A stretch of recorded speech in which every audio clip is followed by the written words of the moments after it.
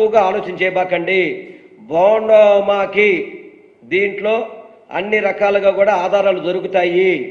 ఎందుకంటే నాకు బయట అనుకున్న మాట మళ్ళీ మీకు కూడా తెలియపరుస్తున్నాను.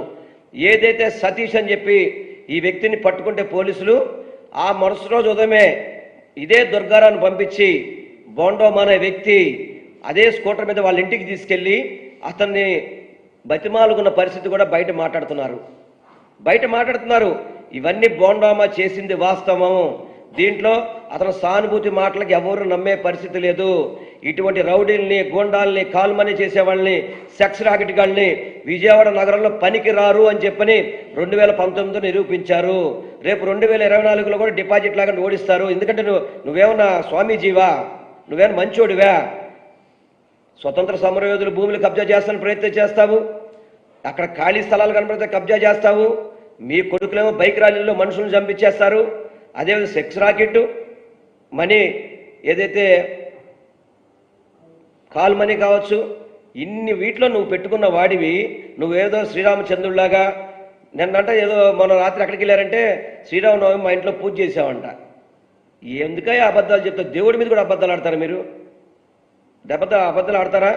నేను ఒక్కటే చెప్తున్నా, బోండోమా బెదిరించబాకు. మేము కూడా ఈసీతో కంప్లైంట్ చేస్తాం నీ మీద. అధికారులను బెదిరిస్తున్నాడు, సాక్ష్యాలు తారుమారు చేస్తున్నాడు. దయచేసి బోండోమా మీద చర్యలు తీసుకోవాలని చెప్పని మేము కూడా ఎన్నికల కమిషన్ కలుస్తాము.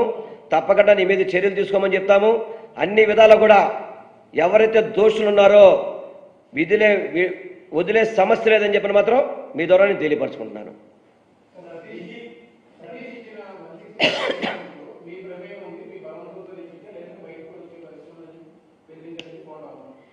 సరే, ఇవన్నీ బోండోమాకి ఎట్లా తెలుస్తున్నాయి?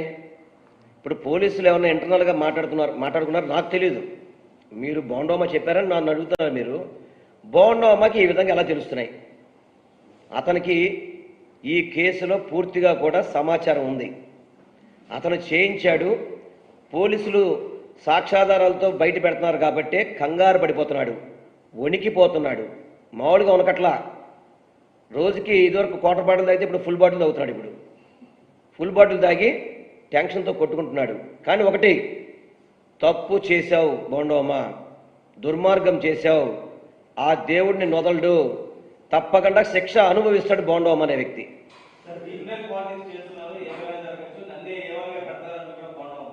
ఒకటి, ఆధారాలు ఉంటే ఏమనగా పెడతారు, తప్పే ఉంది దాంట్లో.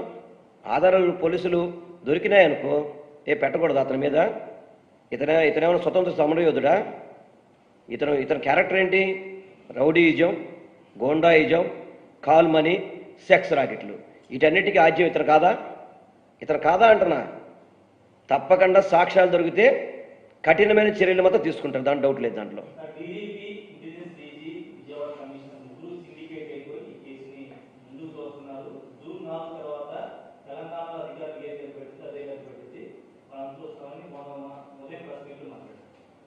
సరే, ఒకటి మాత్రం చెప్తున్నాను, జూన్ 4 తర్వాత జగన్ అనే నేను అనే ప్రపంచం తప్ప ఈ రాష్ట్రంలో వేరేదేమీ కనపడదు. ఇది రాసి పెట్టుకోండి. జగన్ అనే నేను తప్ప వేరే కనపడేదానికి అవకాశమే లేదు. వీళ్ళందరూ కూడా దంపుడు మాటలు తప్ప దాంట్లో పసలేదు. పస ఉంటే కనుక, వాళ్ళు గెలిచే లక్షణాలు వాళ్ళకు ఉంటే కనుక బీజేపీని ఎందుకు కలుపుకోవాలి, జనసేన ఎందుకు కలుపుకోవాలి, ఎందుకు ఇన్ని పొత్తులు ఎందుకు, ఇన్ని ఎత్తులు ఎందుకు, ఇన్ని చిత్తులు ఎందుకు, ఈ గమ్మతులు ఎందుకు? వాళ్ళు గెలిచే సమస్య లేదు.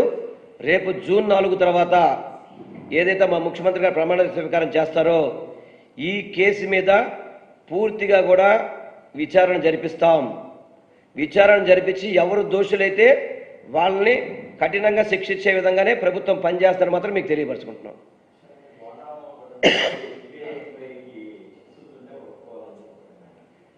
ఇదే సిబిఐని ఈ రాష్ట్రానికి రాకూడదని అసెంబ్లీలో తీర్మానం చేసింది ఎవరండి? సిబిఐని రాష్ట్రంలో అడుగు పెట్టకూడదు అని చెప్పని తీర్మానం చేసిన వ్యక్తులు ఎవరు? తెలుగుదేశం పార్టీ చంద్రబాబు నాయుడు కాదా? మరి ఆ రోజు సిబిఐ మీద ఎందుకు అనుమానం వచ్చింది నీకు? ఎందుకు రాష్ట్రంలో రాకూడదని చెప్పి నువ్వు తీర్మానం చేసావు? ఆ రోజు ఒక మాట మీద నుంచోలేరు మీరు అసలుకి. ఒక గౌరవమైన అసెంబ్లీలో సిబిఐ రాష్ట్రాలను అడుగు పెడతానికి వీలు లేదు అని చెప్పని తీర్మానం చేసిన మీరా సిబిఐ గురించి మాట్లాడేది? మీరా సిబిఐ గురించి మాట్లాడేది? సిబిఐ మీద అంత నమ్మకం ఉందా మీకు? అంత నమ్మకం ఉన్న వ్యక్తులు ఎందుకు వాళ్ళు అసెంబ్లీలో తీర్మానం చేశారో బోండా ఉమా గారు సమాధానం చెప్పాలి దానికి.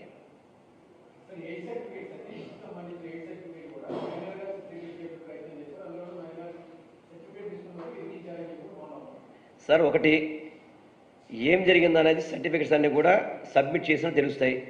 ఇతనికి ఇన్ని విషయాలు ఎలా తెలిసినాయని నాకు అర్థం కావట్లేదు ఇప్పటికీ. ఇతనికి సతీష్ గురించి అంత డీప్గా దుర్గారావు అంటే వాళ్ళ పార్టీ వ్యక్తి అని చెప్పన్నాడు. రాయేసిరింది సతీష్ అని చెప్పి ఒప్పుకున్నాడు కదా. అతని విషయాలు ఇంత లోతుగా ఎట్లా తెలిసినాయి ఆయనకి? ఇతను చేయించాడు కాబట్టే, వాళ్ళతో వీళ్ళకి పరిచయం ఉంది కాబట్టే, వాళ్ళతో వీళ్ళకి సంబంధాలు ఉన్నాయి కాబట్టే ఇవన్నీ మాడుతున్నాడు. ఇవన్నీ కూడా కోర్టులో ఆధారాలు చూపెడతారు, కోర్టులో దాని మీద ఫైట్ చేస్తారు. దాని డౌట్ లేదు దాంట్లో.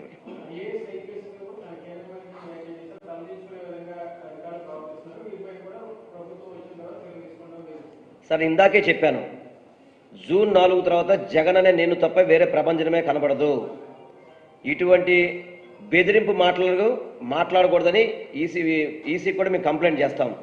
ఐఏఎస్ఎల్ని ఐపీఎస్ఎల్ని బెదిరిస్తున్నారు వీళ్ళు, వీళ్ళ మీద చర్యలు తీసుకోవాలని మేము చెప్తాం గ్యారంటీకి. ఎందుకంటే జూన్ 4 మేము వచ్చేస్తున్నామంటే అధికారులు భయపడిపోయి మీకు గులామగిరి చేయాలా అంటే నిజాలు బయట పెట్టకూడదా? మీ దానికి నిజాయితీగా ఉన్న ఏ అధికారులు కూడా భయపడరు కాబట్టే వాళ్ళు సాక్ష్యాధారాలు సేకరిస్తున్నారు. మీరు భయపెట్టాలని చూసినా కానీ అధికారులు ఎవరు కూడా తప్పు చేసిన వ్యక్తిని వదలరు అనేది మాత్రం నా నమ్మకం. నాకు